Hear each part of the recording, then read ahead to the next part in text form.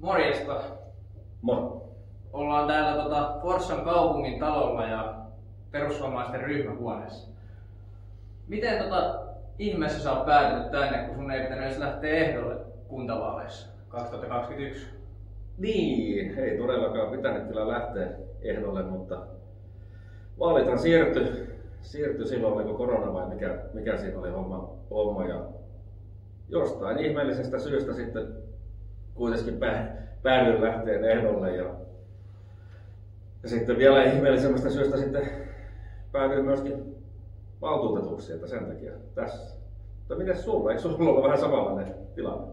Joo, sama juttu, että en alun perin ollut edes ehdolla, kun oli varsinainen vaalipäivä tarkoitus olla, mutta korona sitten siirsi. Ja se kyllä oli oma sysäys sitten omaan poliittiseen historiaan niin sanotusti, että liityin puolueeseen ja kysyin, että saanko lähteä ehdolle ja pääsin ehdolle ja läpi mentiin sitten kanssa, että tässä sitä ollaan sen takia. Niin. Tuohon vielä voisi mieleen tuli, että mä lähdin niin kuin alun perin sitoutumattomana, kun en kokenut, niin kuin, että olisi ollut poliittista kotia, mutta tämä 4 vuotta tässä kun on vietetty, niin kyllä niin oikea koti on, että on kyllä täysin oikeassa puolueessa, että nyt on niin kuin aika helppo tehdä tätä työtä, että homma luistaa. Niin, valtuustoon siinä sitten molemmat päädyttiin ja luonnollisesti tulee myöskin näitä luottamustehtäviä muutakin. Ja itse asiassa tarvittiin molemmat päätyä sitten tuonne työllisyys- ja elinvoimalautakuntaan.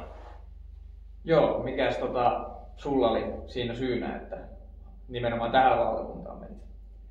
No itse asiassa oli niin kuin halusin kyllä niin kuin vähän sen takia ehdolle päätin lähteäkin, että tätä elinvoimaa niin kuin kehittää, että mä ajattelin, että tämä on helppo homma, että tullaan tänne ja sanotaan, että noi tehdään näin nämä hommat, mutta nyt tietää tietysti sen, että ei se ihan niin helppoa kuitenkaan ole, mutta oikea suunta ja niin poispäin. Vois sulla oli sitten, miten päädyt kyseiseen valtakuntaan? Joo, mulla oli vaihtoehtona siinä, kun näitä palloteltiin, niin mietin Forssan yrityskeskusta ja työllisyyslautakuntaa, molemmat kiinnosti mua. Ja lopulta sitten työllisyys- ja elinvoimalautakunta valikoitu mulla. Joo, se nyt on luonnollista, tärkeitä asioita. Mites eikö sä sitten, tuli eduskuntavaalit, niin sä päädyit siellä sitten kans vähän isompiin saappaisiin, niin sanotusti. Joo, oli 2023 eduskuntavaalit ja siinä sitten Lehtisen Rami, jokioislainen kansanedustaja, ei vielä silloin ollut kansanedustaja, mutta kysyi, että lähtisinkö vaalipäälliköksi hänen vaalikampanjaansa. Ja itse asiassa muuten, jos jossain keskeyttää, niin olin muuten paikalla, kun kysyin. Muistatko? Meillähän oli Ramin pyysimäärät palaveri ja olin paikalla ja muistaakseni sanoin heti, että on muuten hyvä ratkaisu. Joo, oltiin silloin itse asiassa päädybaarissa kahvilla. Kyllä, ravintola Puistolinnassa, jos nyt käytetään oikeita nimiä, kun se on varmaan 10 vuotta ainakin ollut siinä nimellä. Joo, niin tosiaan päätin sitten lähteä kampanjapäälliköksi, vaikka ei mulla ollut mitään kokemusta tämmöistä niin kuin eduskuntavaaleista ja ylipäätään politiikasta todella vähän, mutta markkinoinnin suhteen kuitenkin jonkun verran tietämystä ja mä ajattelin, että saadaan sitten Ramia hyvin näkyville. Ja lopulta Rami pääsi eduskuntaan ja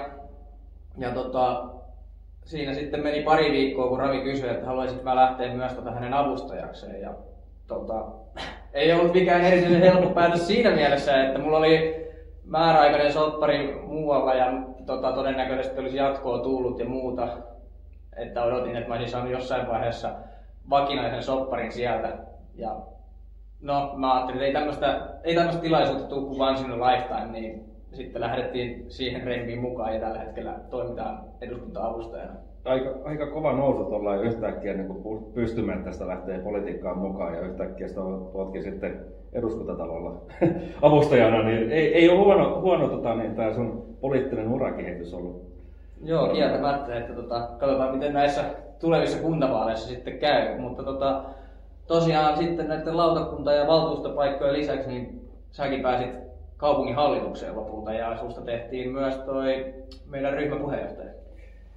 Juu, itse asiassa näin kävi, että useinhan nämä valtuustokaudet jaetaan niin kuin kahtia sillä lailla, että tehtäviä jaetaan niin kuin 2 vuotta plus 2 vuotta.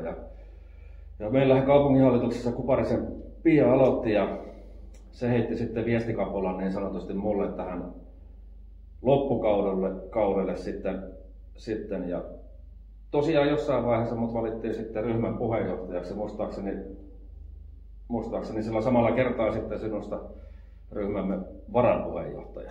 Joo, näin se oli.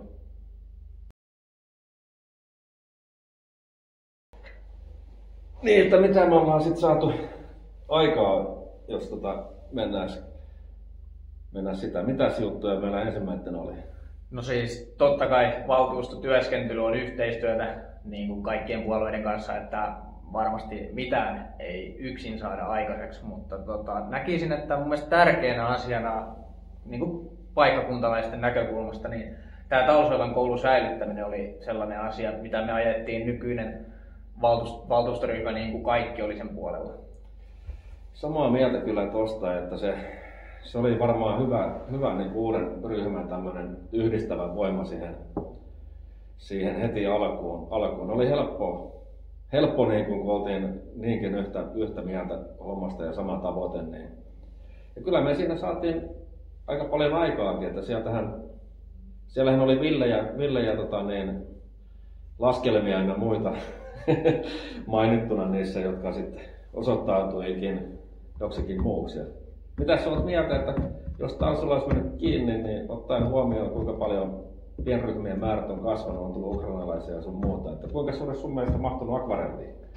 Niin, kyllähän se on aika selvää, että akvarelliin ei olisi mitenkään kaikki Talsoilasta mahtunut. Että nythän siellä on jo ennestään ollut ongelmia tilan kanssa, niin miten tämä olisi toteutunut? Tätä kuitenkin virkamiehetkin monesti sanoo, että näin tämä tullaan toteuttamaan. Onneksi ei toteutettu. Joo, kyllä mä luulen, että nyt jos kysytään asiaa jälkeenpäin, niin tuskin monikaan on enää sitä mieltä, että olisi ollut järkevää silloin laittaa se koulu kiinni. Siinä tuli muuten samalla nyt, kun tähän politiikkaan on lähtenyt, niin siinä tuli aika paljon opiskeltua uusia asioita. Että itse ainakin kävin niin kuin läpi oikein niin kuin ihan kunnolla nämä kulujen muodostumiset, mitä tulee koulujen kiinteistöstä ja myöskin sitten se, että miten tulee rahoitusta valtiolta näihin. Ja opettavainen matka siinä mielessä on ollut kyllä, että ihan hienoa. Joo, ja siis ulospäinhän nämä näyttää useimmiten tosi yksinkertaisilta nämä asiat, mutta kyllä itselläkin tässä matkan varrella niin selvisi paljon asioita, kuten sekin, että näitä Talsoilan salia ja itse asiassa kulttuuritalo, mikä tämä työväentalo, niin Forssan naisvoimistelijat käyttää näitä molempia harrastuksien muodossa ja totta kai tiesin ennestään, että liikunta- tai urheiluseurat käyttää näitä tiloja hyödykseen, mutta se, että jos Talsoilla olisi laitettu kiinni, niin olisi ollut itsestään selvää, että olisi pitänyt etsiä uusia tiloja käytettäväksi ja kaikki tilat ei sovellu. Vielä sitten sekin, että jos Talsoilasta olisi lopetettu koulut ja nämä liikuntajutut, niin kyllähän tyhjistä tiloista niin jäisi kaupungille edelleen kustannuksia. Joo, toihan on päivänselvä asia. Että silloin muistaakseni kaikista villeimmät säästöehdotukset, mitä esitettiin, oliko ne yli 600 000 euroa vuodessa vai mitä. Ja sitten lopulta kun oli asiat vähän katsottu tarkemmin läpi, niin muistan Finninkin esitelleen, olin silloin sivistyslautakunnassa varajäsenenä paikana, niin oliko se nyt sitten 70 000 euroa. Että pikkasen siinä kuitenkin niin kuin on eroa. Että siinähän oli semmoinenkin juttu, ensinnäkin esitettiin näitä sisäisiä vuokria ja niitä sitten, nehän on tietysti niin kuin kaupungin rahaa taskusta toiseen, niin kuin ollaan molemmat sitä monesti tuolla tuotu esiin, mutta siinä semmoisiakin eroja, että kun maksetaan niin kuin poistoja periaatteessa näistä kiinteistöistä, niin eihän ne ole niin kuin ollenkaan vertailukelpoisia. Että Talsoilan koulussa oli käynyt niin, että siellä oli tehty remonttia ja silloin jos se remontin arvo ylittää tietyn määrän tasearvossa, niin se automaattisesti on niin puolittanut sen poistoajan. Tämä kuulostaa vaikealta jutulta, mutta käytännön vaikutus on se, että niihin pääomakuluihin niin tulee tuplat sen jälkeen. Eli tämmöistä näennäistä numeron kikkailua, mitä siinä oli periaatteessa harrastettu, tai en nyt väitä, että näin olisi niin kuin tarkoituksella tehty, koska se on päivän silmä. Joo. Ja oli meillä sitten tosiaan tästä äänestettiin ja Talsoen koulu säilytettiin. Ja valtuustokauden aikana on myös äänestetty TE-keskuksesta ja tähän liittyy olennaisesti meidän lautakunnan työhönkin. Niin, oli muuten samalla kerralla. Tämä meidän lautakuntatyöhän alkoi myöhässä, koska se oli uusi lautakunta. Ja mä muistan, eikö se ollut vielä Teams-aikaa vai oltiinko me livenä? Ei, taisi olla etäkokous. Ensimmäinen kokous saattoi olla Teams-kokous. Tämäkin on hämmentävää, että osa valtuustokaudesta on mennyt etänä. Joo, mutta siinähän oli, niin kuin meille heitettiin niin kuin ihan niin kuin puskista uusi lautakunta ja uudet ihmiset ja yhtään mitään. Meillä ei ollut kummallakaan käsitystä niin kuin lautakuntatyöskentelystä, niin periaatteessa niin kuin ensimmäiseen kokoukseen. Se eka nyt oli joku esittely, mutta melkein heti niin kuin lyötiin sitten tämmöinen ehdotus että pitäisi kaupungin maksaa yksityisen kiinteistön remontista 200 000 euroa. Ja eikö siinä samalla olisi pompannut myöskin kasvanut niin kuin ne vuokramenotkin kaupungista ulospäin? Joo, olisi, että se olisi myös lisännyt kaupungin kuluja tässä tapauksessa. Joo. Siinähän muistaakseni siinä kokouksessa niin mä yritin muutaman kerran niin kuin tehdä muutosesitystä ja sä kannatit sitä, mutta siinä oli jotain sekaannusta, että se puheenjohtaja ei niin huomannut sitä. En tiedä liittyykö se siihen Teams-yhteyteen tai johonkin, mutta sehän niin kuin ensin meni niin, että tämä meinasi lipsahtaa meiltä läpi. No tavallaan se tietyllä tapaa lipsahtikin, mutta en tiedä onko tähän nyt yksityiskohtaisesti niin kauhean järkevää meidän lautakunnan sisäistä työstä, mutta sanotaan näin, että alun perinhän me äänestettiin lautakunnassa muistaakseni 10-2 äänin, että kaupunki ei ota tätä TE-keskusta omakustanteisesti niin korjattavaksi. Plus sitten tietysti nämä vuokrakulut. Joo, mutta eka äänestyshän taisi olla toistepäin. Sehän palautui meille kaupunginhallituksesta just sen takia, niiden sekaannusten takia. Ja silloin äänestettiin uudestaan. Joo, näin se saattoi olla, että tai ei sitä ensimmäisellä kerralla itse asiassa äänestetty. Ei, mutta me oltiin ainoat, ketä oli niin kuin sitä vastaan, että kaikki muuthan oli puolasi. Mutta silloin toisella kertaa, kun se sitten onneksi palautui, onneksi meillä oli kaupunginhallituksessa valot päällä silloisella porukalla ja palauttivat sen käsittelyyn. Ja mä tein sitten yhdessä, me sitä siinä valmisteltiin ja tein sitten muutosesityksen, jota sinä kannatit. Ja mitäs lautakunnassa sitten 10-2 voitettiin? Niin, 10-2 oli tosiaan se. Ja sitten loppujen lopuksi hallituksessahan se sitten tuotiin valtuustoon lopulta ihan päinvastaisena esityksenä. Niin, sehän olikin mielenkiintoinen, että tällainen uutena mullekin, niin mä olin hiukan hämmästynyt, kun mä luulin, että jos lautakunta niin tekee päätöksen asiasta, että se menisi valtuustoon sitten sieltä kaupunginhallituksesta, mutta kaupunginhallitus silloin sitten jostain syystä toikin sen alkuperäisen pohjaesityksen.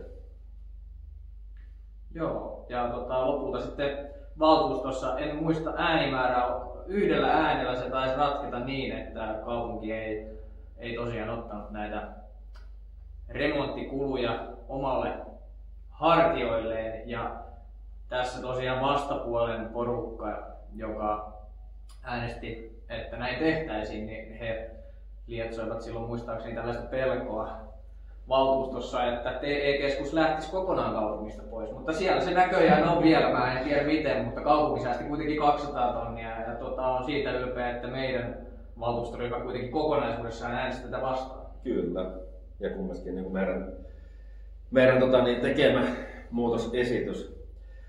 Siinähän oli siinähän oli tietysti myös se, että kaupungin vuokratulot olisi noussut huomattavasti. Että jos sitä nyt näin ajattelee, niin ollaan tehty enemmän tämän valtuuston kaudella, niin kun sillä säästettiin yli 200 000 euroa. Että se on ollut ihan hienoa. Siihen voisi vielä se, että minkä takia se kuitenkin päätyi tänne, niin silloinhan ei ollut tätä uudistusta vielä tullut, vaan se oli, onko se nyt Kanta-Hämeen vai Hämeen TE-keskus, joka niin kun asiasta on päättänyt, että he sitten kuitenkin menivät sinne, vaikka meille valtuustosalissa uhkailtiin, että jos nyt ei suostuta maksamaan, niin ei tulla sinne ja ei tule työpaikkoja. Mutta sehän oli ihan puppua ja me tiedettiin se.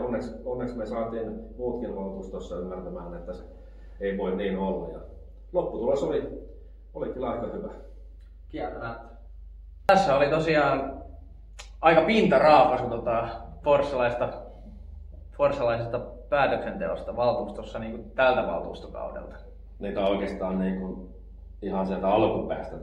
Nämähän on ajoittu sinne ihan kevääseen 22. Olisikohan meillä jotain enemmän kerrottavaa vielä? Kyllä mä uskoin, että meillä varmasti riittää juttua. Selvä. Yes. Kiitoksia. Kiitos.